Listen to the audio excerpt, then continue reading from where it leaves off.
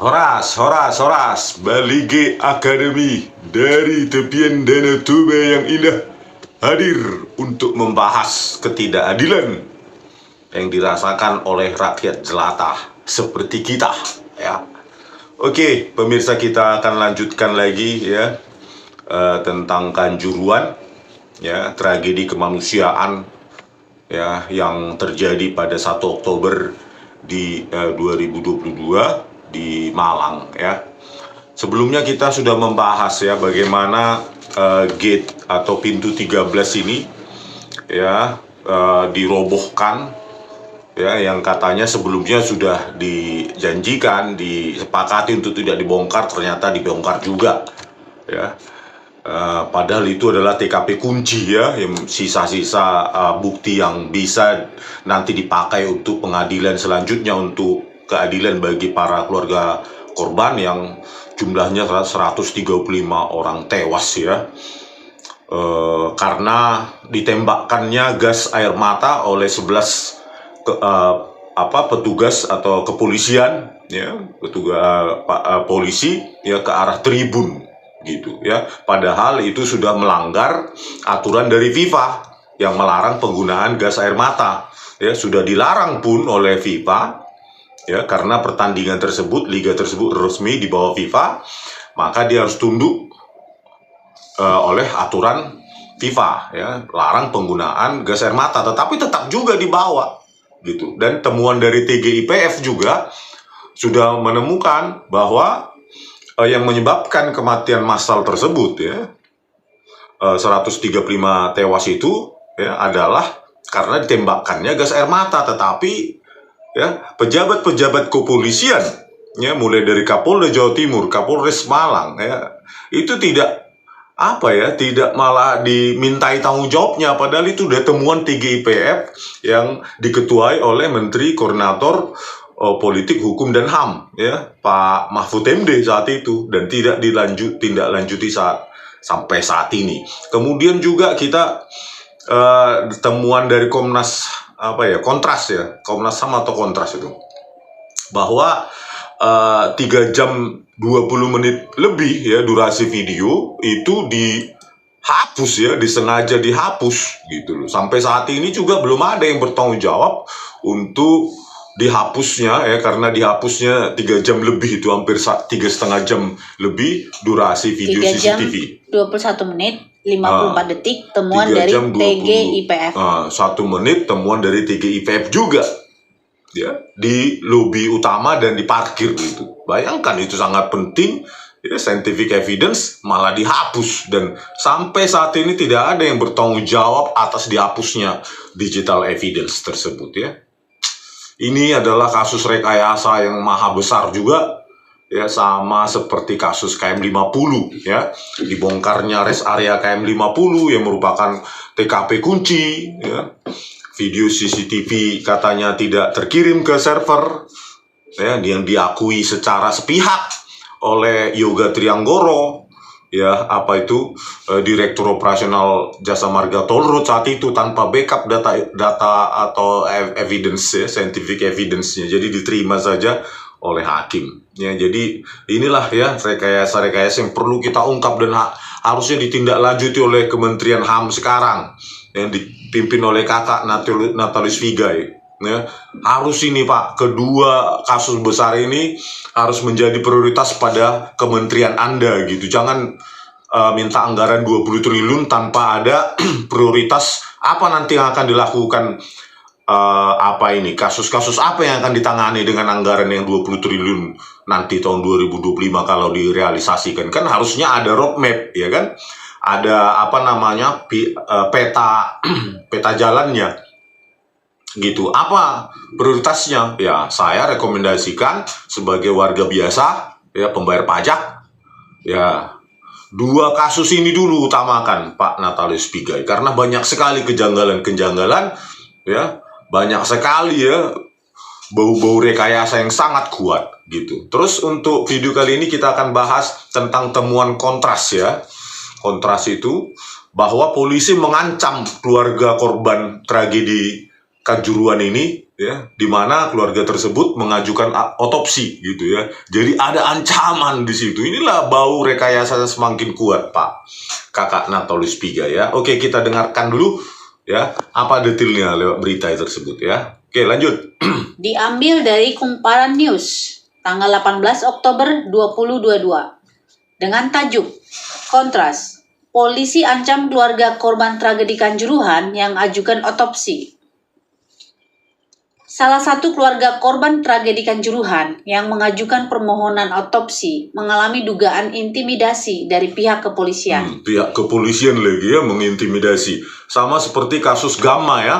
Jadi ada seorang wartawan juga bersama dengan Kapolrestabesnya itu Irwan Anwar itu datang ke keluarga korban Gamma itu ya di Semarang ya. Diduga mengintimidasi juga ya, mengikhlaskan kematian Gamma tersebut supaya tidak diusut lebih lanjut ya. Ini sama juga ini kasusnya. Oke, lanjut. Ia dipaksa dari pihak kepolisian untuk mencabut permohonan otopsi yang dijadwalkan pada Kamis 20 Oktober 2022. Pendamping hukum tim gabungan Aremania sekaligus Sekjen Federasi Komisi untuk Orang Hilang dan Korban Tindak Kekerasan Kontras, Andi Irfan mengatakan, awalnya salah satu keluarga korban mengajukan otopsi terhadap 2 anaknya yang meninggal akibat tragedi Kanjuruhan. Itu atas nama Mas D. Ayah dari 2 korban tadinya sudah bersedia dan membuat pernyataan kesediaan untuk otopsi atas 2 anaknya, ujar Andi saat dikonfirmasi Selasa 18 Oktober 2022. Andi mengungkapkan, usai pengajuan otopsi, D kemudian didatangi oleh sejumlah aparat polisi di rumahnya. Diduga, D didesak oleh aparat polisi untuk membatalkan surat permohonan otopsi. Meski D dan anggota keluarganya tak diancam dengan kekerasan, ia merasa terintimidasi oleh kedatangan polisi itu. Ternyata, setelah surat itu diketahui kepolisian, justru kemudian sejumlah personel polisi, pernyataan dari rumah beliau dan keluarga, itu menyatakan ada polisi Polres, Polda, Mabes Polri datang berhari-hari, ramai-ramai. Bayangkan ya, datang beramai-ramai, berhari-hari dari Polres ya, Malang, berarti Polda, Jawa Timur, Mabes Polri mendatangi ya, dan meminta untuk apa tadi dibilang stop ya, untuk membatalkan surat permohonan otopsi. Padahal otopsi ini merupakan salah satu scientific evidence juga yang sangat penting ya terjadinya tragedi kemanusiaan 135 tewas itu. Ini kok malah diminta untuk membatalkan ya otopsi itu. Aduh, parah, bener parah ini. Oke, lanjut. Pada intinya menyarankan Mas D untuk mencabut surat untuk otopsi. Walaupun tidak ada intimidasi yang mengarah ke kekerasan, kehadiran aparat polisi dengan jumlah lumayan banyak ke lokasi rumah itu menimbulkan keresahan dan kepanikan keluarga. Jadi meskipun tidak ada kekerasan, tetapi datangnya rame-rame dari Polres, Polda, dan Mabes Polri ya tentulah menciptakan situasi yang mengintimidasi ya siapapun itu ya. Siapapun itu akan merasa terintimidasi walaupun tidak dengan bahasa kekerasan. Oke, lanjut. Andi menjelaskan, pada saat polisi datang ke rumah D, ia diperintah oleh polisi untuk menulis surat pernyataan pembatalan otopsi. Hingga akhirnya D bersedia menuliskan surat itu. Akhirnya kemarin siang, Mas D didikte untuk membuat surat pernyataan yang isinya membatalkan rencana otopsi. Padahal beliaunya mau, terus didesak oleh aparat keamanan di lapangan, terus keluarga merasa diintimidasi dan merasa nggak aman. Akhirnya pernyataan kesediaan itu dicabut. Karena datangnya beramai-ramai, Polres, Polda, Mabes Polri ya meminta pembatalan otopsi, akhirnya terintimidasilah keluarga tersebut ya, walaupun tidak dengan kekerasan. Akhirnya dibuatlah surat untuk pencabutan kesediaan otopsi tersebut. Aduh, mafia. Oke, lanjut. Andi mendesak kepada pihak kepolisian untuk transparan proses otopsi yang akan dilaksanakan. Seharusnya polisi membuka siapa yang diotopsi benar atau tidak. Di kesempatan yang sama, orang tua korban D saat dikonfirmasi terkait intimidasi pembatalan permohonan otopsi, ia hanya menjawab, agar baju korban yang menjadi bukti. Biar baju korban jadi buktinya dan azab Allah yang membalas, ujar D. Aduh, rakyat jelata selalu diintimidasi ya. Oke, lanjut. Sebelumnya, Polri bakal mengotopsi 2 jenazah yang meninggal saat tragedi yang terjadi pada Sabtu 1 Oktober usai pertandingan Arema versus Persebaya. Dirtipidum Bareskrim Polri Brigjen Andi Rian mengatakan otopsi dilakukan pekan depan. Otopsi mungkin minggu depan, kata Andi kepada wartawan usai olah TKP di Stadion Kanjuruhan Malang, Jatim, Kamis 13 Oktober. Hingga berita ini diturunkan, belum ada keterangan dari polisi. Ya, memang nggak ada mungkin ya. Brigjen Andi Rian ini dirtipidum juga pada saat kasus KM50 ya, kalau nggak salah ya. Ya, kalau nggak salah atau jabatannya yang lain, tapi ada Ada Andi namanya. Rian. Oke, saya lupa itu. Posisinya apa pada saat kasus KM50 ya. Oke, lanjut. Ini ke berita lain dari Detik.com Jatim yang dirilis Rabu 19 Oktober 2022 dengan tajuk Kontras sebut keluarga korban Kanjuruhan diintimidasi cabut pengajuan otopsi. Masih senada ya. Komisi untuk Orang Hilang dan Korban Tindakan Kekerasan Kontras mendapat laporan baru dari keluarga korban tragedi Kanjuruhan. Kontras menyebut bahwa ada upaya intimidasi dari polisi terkait otopsi jenazah. Sekjen Federasi Kontras Andi Irfan mengatakan, keluarga korban tragedi Kanjuruhan mendapatkan intimidasi agar membatalkan pernyataan ketersediaan melakukan otopsi. Intimidasi itu dilakukan polisi dengan mendatangi rumah korban berulang kali. Nah, ternyata ramai-ramai dan berulang kali ya. Tadi disebut berita sebelumnya ramai-ramai Polres, Polda, Mabes Polri, dan dari sini tambah lagi berulang kali ya. Terus, Kami mendapatkan laporan keluarga korban yang setuju menjalani otopsi, didatangi personel kepolisian berseragam lengkap, membawa senjata. nah, membawa senjata lagi ke keluarga korban loh. Ini, gak ada rasa ibanya, rasa simpati. Datang ramai-ramai. Polda, Berseragam Polres, lengkap. Polda, Mabes Polri berseragam lengkap berulang kali lagi. Membawa senjata. Pung, terus. Mereka meminta keluarga korban membatalkan pernyataan ketersediaan melakukan otopsi. Meski tidak ada ancaman verbal, ini tetap merupakan bentuk intimidasi secara persuasif. Ya menurut saya bukan persuasif lagi itu ya. Intimidasi secara psikologis itu ya. Oke, lanjut. Andi menyampaikan bahwa korban tragedi Kanjuruhan yang diintimidasi berinisial DA. Pada tanggal 10 Oktober 2022 lalu, DA telah menyetujui pernyataan ketersediaan jenazah putrinya NDR dan NDA diotopsi untuk mengetahui penyebab kematian mereka. Sejak membuat pernyataan tersebut, kata Kontras, petugas kepolisian terus mendatangi rumah DA setiap hari. Setiap hari, aduh, terus. Tidak hanya petugas kepolisian, aparatur sipil negara (ASN) atau perangkat desa setempat juga mendatangi rumah DA.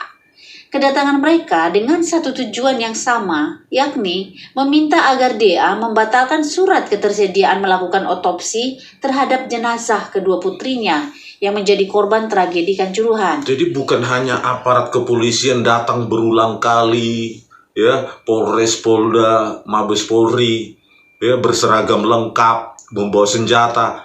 Aparatur sipil negara juga dilibatkan dan perangkat desa setempat untuk mengintervensi, meminta untuk membatalkan otopsi jenazah kedua putrinya DA ini ya. Aduh, ya Bang. Terus lanjut. Setelah membuat surat pernyataan bersedia otopsi, besoknya kepolisian mulai datang dan mempertanyakan, "Kenapa mau otopsi? Mbok ya sudah ikhlas saja. Kan yang sudah meninggal. Ya sudah, daripada jadi masalah, buat secara keseluruhan," kata Andi. Nah, kembali lagi ya. Jadi ini juga terjadi juga di keluarga Gama di Semarang ya. Ada seorang wartawan datang bersama dengan Kapolrestabes Semarang, Irwan Andi itu ya. Itu datang untuk mengatakan ikhlasin saja, sama ini bahasa-bahasa ikhlas ya, disuruh terpaksa untuk ikhlas gitu ya. Aduh, parah. Oke, lanjut. Saat kepolisian datang, terkadang tidak bertemu langsung dengan DA karena aktivitasnya banyak di luar. Keluarga yang rumahnya berdekatan menerima kedatangan polisi dan mendapatkan permintaan sama, sehingga dari keluarga menekan DA untuk membatalkan.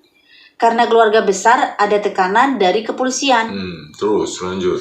Setelah mendapatkan kunjungan berulang kali dan tekanan dari keluarga, warga Kabupaten Malang itu memutuskan untuk membatalkan surat pernyataan ketersediaan otopsi pada Senin, 17 Oktober 2022. Kok ini terjadi di Republik ini yang katanya negara hukum dan demokrasi, justru otopsi itu merupakan salah satu kunci ya untuk mengetahui jelas perkaranya, malah ada aparat kepolisian, belum lagi aparat desa setempat, ASN juga. Aduh, parah ini negara ini, Bang.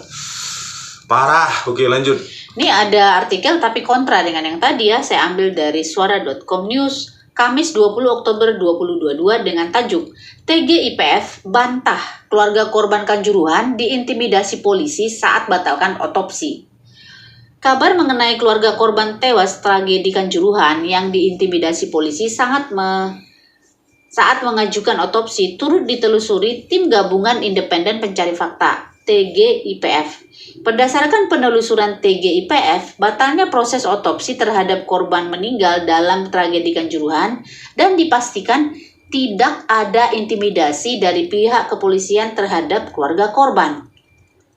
Loh, kok berlawanan ya? Padahal tadi harusnya banyak yang menyaksikan tuh, karena kan pasti warga setempat tahu dong ya. Tetangga dan segala macam di daerah rumahnya DA ya tadi ya. Iya, DA. Nah, udah datang berulang kali, berhari-hari, berseragam lengkap, bersenjata lengkap, ya berhari-hari, ya, berulang kali ada ASN juga dan perangkat desa setempat. Kok bukan intervensi ya?